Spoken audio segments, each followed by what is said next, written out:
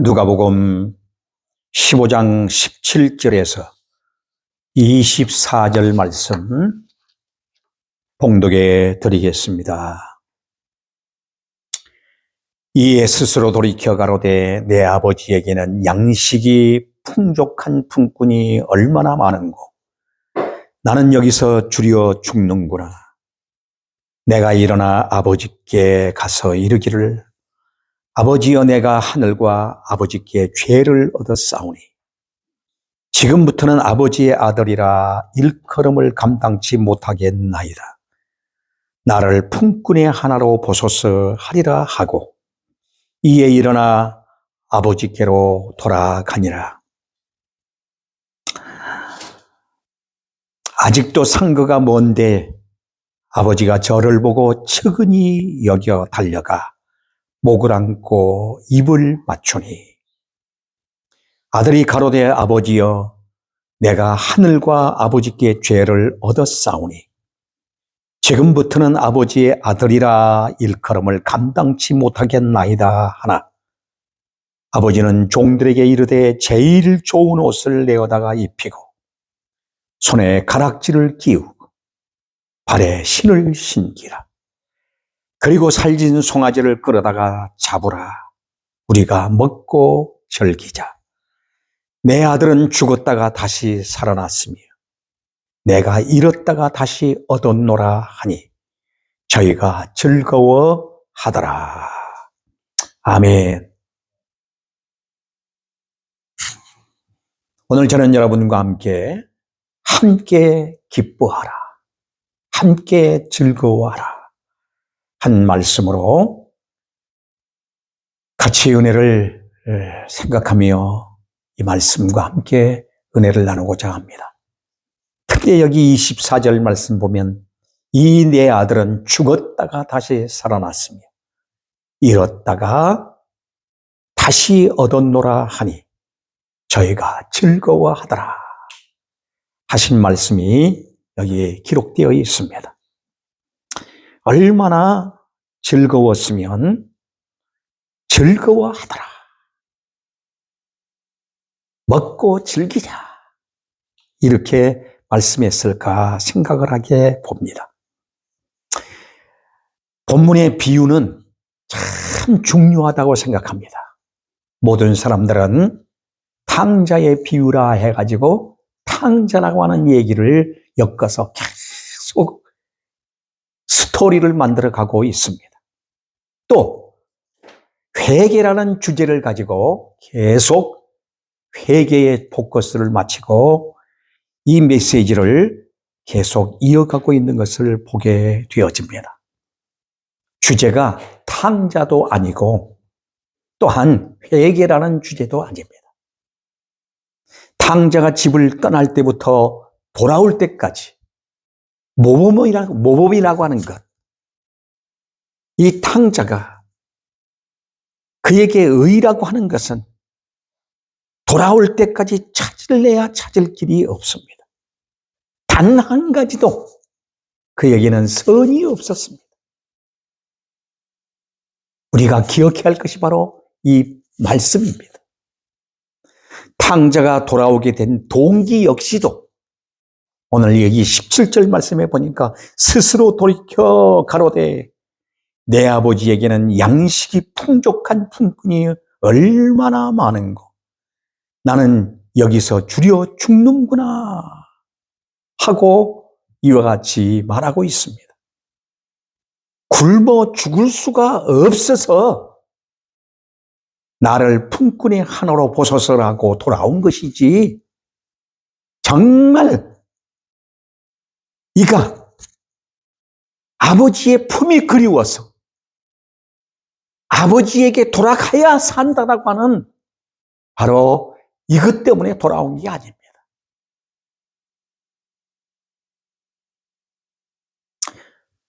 그가 돌아오게 된 동기는 바로 그것입니다. 주려 죽을까 봐. 아버지의 집에 양식이 있기 때문에 돌아오게 된 것이지 자기에게 아직도 재물이 남아있고 자신에게 아직도 뭔가 할 수 있는 권한이 있을 때 그는 돌아오지 않았을 것입니다. 분명한 것은 오늘 특별히 중심점이 바로 22절로 24절에 나타나고 있는 것을 보게 됩니다. 18절부터 보면 내가 일어나 아버지께 가서 이르기를 아버지여 내가 하늘과 아버지께 죄를 얻었사오니 지금부터는 아버지의 아들이라 일컬음을 감당치 못하겠나이다. 나를 품꾼이 하나로 보소서 하리라 하고 20절에 보니까 이에 일어나 아버지께로 돌아가니라고 말씀하고 있습니다. 그런데 여기 중요한 것은 아직도 상거가 먼데 아버지가 저를 보고 측은히 여겨 달려가 목을 안고 입을 맞추니 하고 있습니다.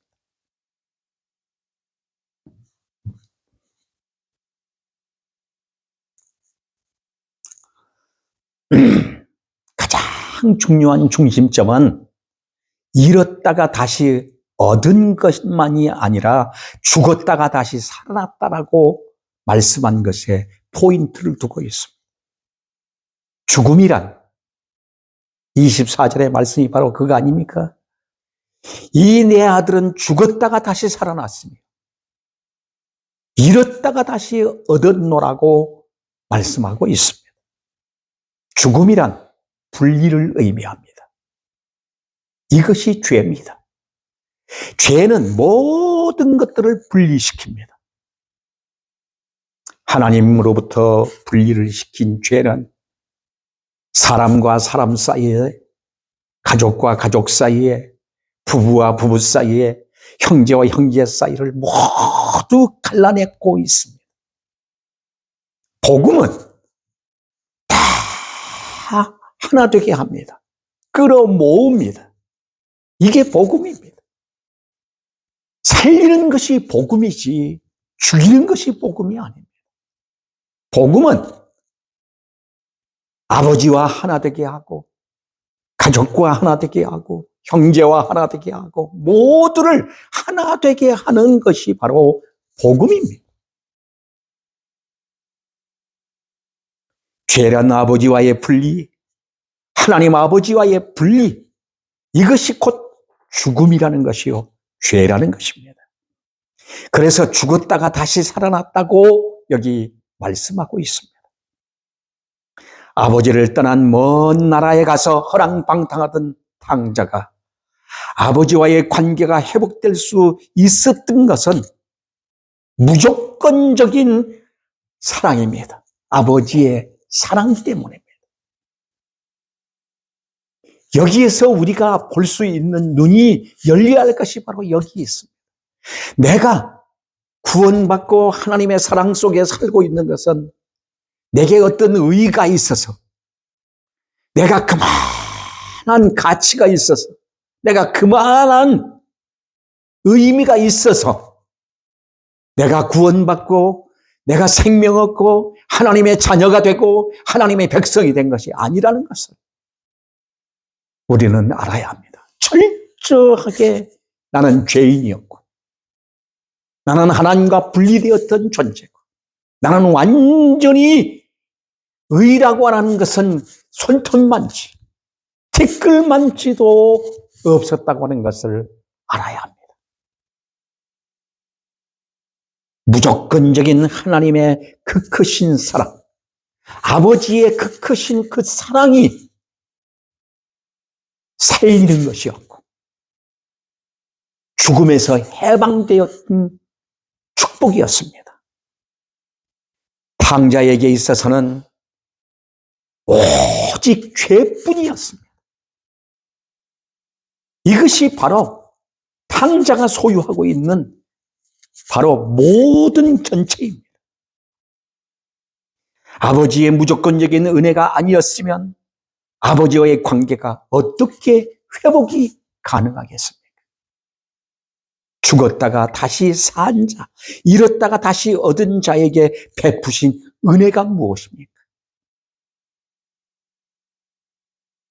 마을 사람들로부터 돌에 맞아 죽을까 봐 상거가 먼데 아버지는 미리 뛰어나가서 목을 끌어안고 입을 맞췄다라고 말씀하고 있습니다. 여기 입 맞췄다고 하는 말은 무슨 뜻일까요? 20절 말씀에 입을 맞췄다 그랬습니다. 끊어진 관계가 아버지의 주도하에 회복이 되었다는 것입니다. 탕자가 가서 아버지를 끌어안은 것이 아니라 아버지가 아들을 끌어안고 관계를 회복한 것입니다. 아무에게나 입을 맞춥니까? 사랑하는 자에게만이 입맞춤이 있는 것입니다. 내가 너를 사랑한다라고 하는, 너와의 관계가 회복되었다고 하는 사실이 바로 입맞춤입니다. 여러분, 오늘 우리는 하나님과 입맞춤의 삶을 살고 있는지 한번 생각해 봐야 합니다. 매일 우리는 먼저 하나님 아버지와의 입맞춤이 있습니까? 그것은 바로 기도 생활입니다. 그것은 바로 말씀과 함께 사는 생활입니다. 오늘 우리는 만물을 대하기 전에, 모든 것들을 먼저 시작하기 전에 아버지와의 입맞춤이 있느냐 그 말입니다. 오늘도 내가 아버지와 입맞춤이 있다면 세상을 정복하고 세상을 이기고 모든 고난을 감수할 수가 있을 것입니다. 오늘 아버지는 돌싱남, 천지를 돌아다니면서 못된 짓만 하던 폐주나 탕녀와 함께 모든 재산을, 아버지의 좋은 재산을 가져다가 다 탕진해버리고 못되고 악한 짓만 하던 이 아들을 한마디도 잘못했다고 물은 적이 없으십니다. 왜 너 이렇게 했느냐? 왜 내 것을 가지고 가서 다 이 못된 탕녀와 함께 이런 짓들로 죄만 뒤집어 쓰고 왔느냐? 말하지 않았습니다. 무조건 가서 목을 끌어안고 입을 맞췄다. 이것이 바로 은혜입니다. 이것이 바로 아버지의 변함없는 사랑입니다. 아무리 못된 짓을 하고 악한 짓을 해도 아버지의 속에 있는 아들이었습니다.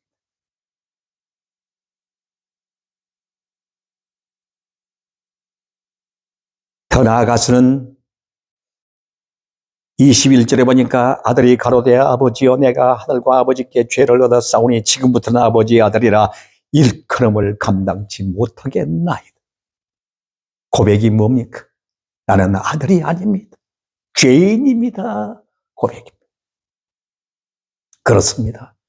우리는 하나님 앞에 내가 고백할 것은 그거밖에 없다. 그 말. 죄인입니다.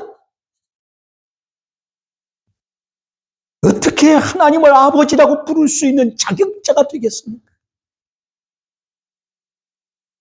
아버지의 아들이 아닙니다. 죄인입니다. 이 고백할 수밖에 없어. 그런데 아버지의 사랑은 얼마나 놀랍게 나타나고 있습니까? 여기 보니까 22절에 아버지는 종들에게 이르되 제일 좋은 옷을 내어다가 입혀라. 제일 좋은 옷을 입혀라. 옷이라는 말은 고대 근동 지역에서 그 당시에 국빈, 극빈처럼 대우하는 것을 말했습니다. 제일 좋은 옷은 고대 근동 지역에서 큰 영예를 얻은 사람에게 주는 옷이었습니다.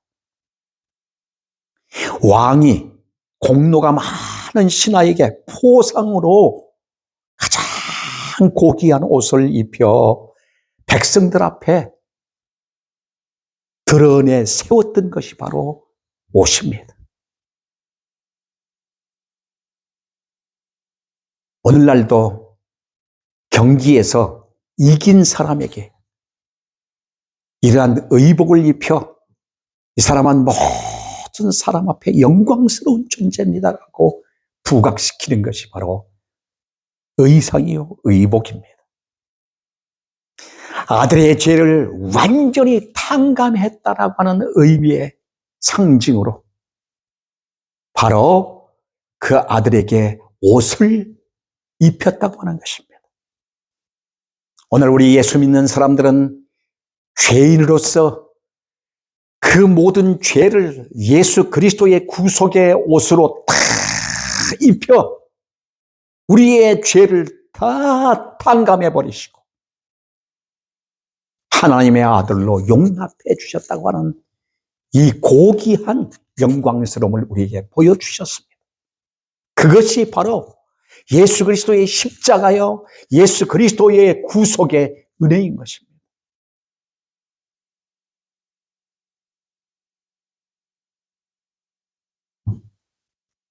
구약 성경에 보면은 요셉이 아버지 아들로서 항상 아버지가 그 형제들 중에서 채색 옷을 입혔다 그랬어요.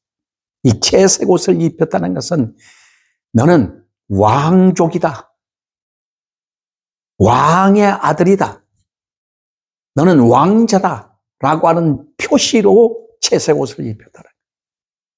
그랬더니 그는 실제적으로 애굽에 내려가서 제상이 되고 제상이 되어서 제상의 옷을 입고 그 힘의 능력으로 온 세상을 다스렸던 이 놀라운 일들을 보게 됩니다.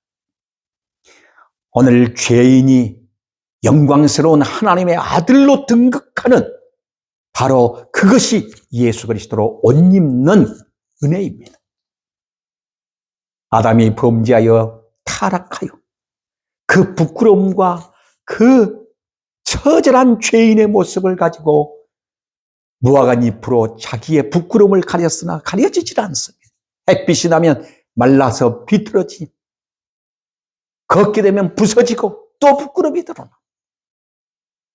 인위적으로 가릴 수 없는 우리의 부끄러움을 하나님은 짐승을 잡아 그 가죽을 벗겨서서 아담에게 이 피부로 말미암아 그 죄를 가리워 주셨던 하나님의 사랑. 오늘도 예수 그리스도로 말미암아 우리의 죄를 이렇게 담당해 주시고 덮어 주신 그리스도의 사랑이 얼마나 크고 하나님 아버지의 사랑이 얼마나 지고한지 우리는 그 은혜에 다시 한번 감사하지 않을 수가 없습니다. 두 번째는 손에 가락지를 끼우고 그랬습니다. 손에 가락지를 끼우고. 가락지는 자신의 권위를 나타내는 바로 상징입니다. 이 권위를 나타내는 인장반지. 당시의 부요자는 다 인장반지가 있었습니다. 왕에게는 인장반지가 있습니다. 그 인장반지는 왕이 어떤 사건을 처리할 때마다 그 인장반지를 쳐서 완전히 해결했던 것을 볼 수가 있게 됩니다. 아버지가 끼고 있던 인장반지를 떼어서 아들에게 주었다는 것은 모든 권한을 위임했다고 하는 뜻입니다. 그 인장반지로 어떤 명령도 어떤 사건도 해결해 나갈 수 있는 힘의 바로 권위를 회복해 줬다고 하는 뜻입니다. 아버지의 재산을 마음껏 사용할 뿐만 아니라 종들을 부릴 수 있는 권한이 회복된 겁니다. 우리에게 끼워주신 인장반지는 바로 무엇입니까? 예수 그리스도의 이름입니다. 성경은 말합니다. 내 이름으로 무엇인지 구하라. 내가 시행하리라. 구하라 주실 것이요 찾아라 얻을 것이요 문을 두드려라 열릴 것이니 구하는 이마다 얻을 것이요 찾는 이가 찾을 것이요 구하는 자가 바로 얻을 것이라고 말씀합니다. 예수 그리스도의 이름은 우리가 일생 살아가면서 무엇이든지 구하고 간구하고 명령할 수 있는 바로 일량반지와 같은 것입니다. 사랑하는 여러분, 이러한 권위를 주셨던 그 은혜, 오늘 우리는 다시 한번 생각하면서 예수 그리스도의 이름으로 살고 예수 그리스도의 이름으로 구하고 예수 그리스도의 이름으로 명령하고 예수 그리스도의 이름으로 귀신을 내어쫓고 예수 그리스도의 이름으로 선포하는 축복자들로 살아갈 수 있기를 바랍니다. 그리고 또 더 나아가서 발에 신을 신기라 이렇게 말합니다. 신을 신기라. 당시에 종들이나 노예들은 신발이 없었습니다. 주인과 종의 차이는 바로 어디서 아느냐? 신발에서 차이가 납니다. 노예들은 신발이 없어요. 주인만이 신발을 신었습니다. 신발을 신었다는 말은 자유인이라고 하는 의미를 내포하고 있습니다. 자유인의 권리를 회복했다. 죄인의 신분에서 의의 신분으로 신발이 바뀌었습니다. 죄인에게는 신발이 없었다 그 말. 그러나 오늘 우리에게는 의의 신발이 바로 주어진 것입니다. 그게 믿음입니다.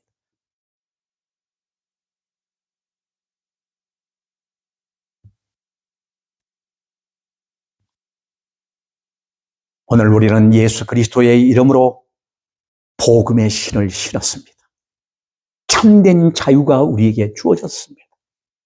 마음껏 이 자유를 누릴 뿐만 아니라 이 자유를 선포하며 사는 자, 이 복음의 증인자들로 오늘 우리는 복음의 신을 싣고 마음껏 자유의 이 기쁨을 선포하며 증언하는 자들로 세움받은 것입니다.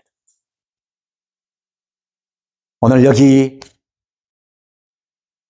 아버지께 돌아온 둘째 아들은 이렇게 엄청난 아버지의 전적인 사랑과 은혜로 모든 것들이 회복되어 자유함을 얻게 되었던 것입니다.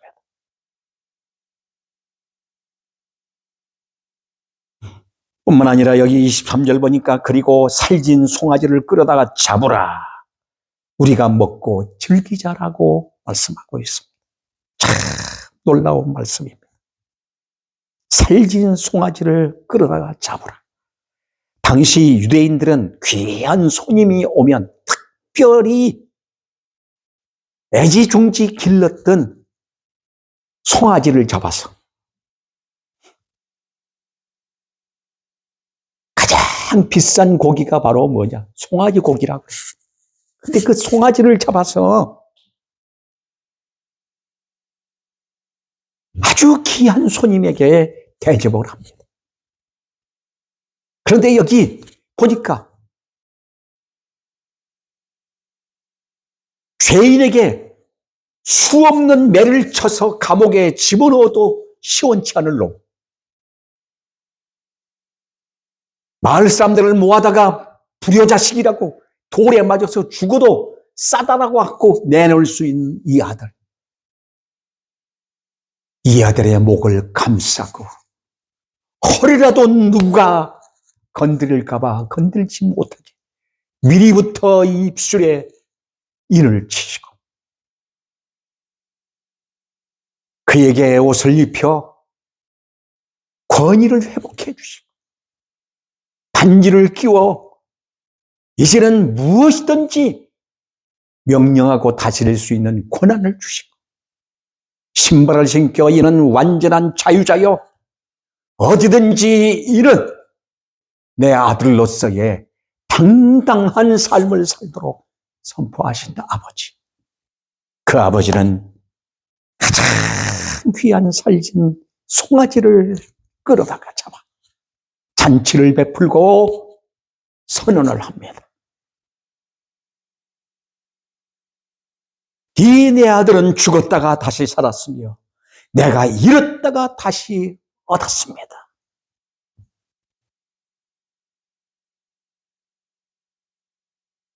얼마나 감격스러운 일입니까? 하나님의 대속적인 사랑을 의미하는 이 말씀은 참으로 우리에게 감동이지 않을 수가 없습니다. 하나밖에 없는 예수 그리스도를 우리에게 내어주시어서 우리의 죄값을 다 그에게 지우시고 그 안에 있는 모든 사랑을, 그 안에 있는 모든 것들을 빼내어 우리에게 다 주신 아버지. 그 사랑, 얼마나 지고한 사랑이고 얼마나 크신 사랑이며 얼마나 엄청난 은혜인지 오늘 우리는 다시 한번 생각하지 않을 수 없습니다. 잃은 자, 죽은 자, 죽은 자가 다시 살고 잃었던 것을 다시 얻은 아버지의 기쁨은 이 아들이 과거에 어떤 형편에 있든 어떤 사건을 했든 어떤 죄를 지었든 그게 상관이 아니라 내 아들이 되었다고 하는 이 기쁨이 얼마나 크신지.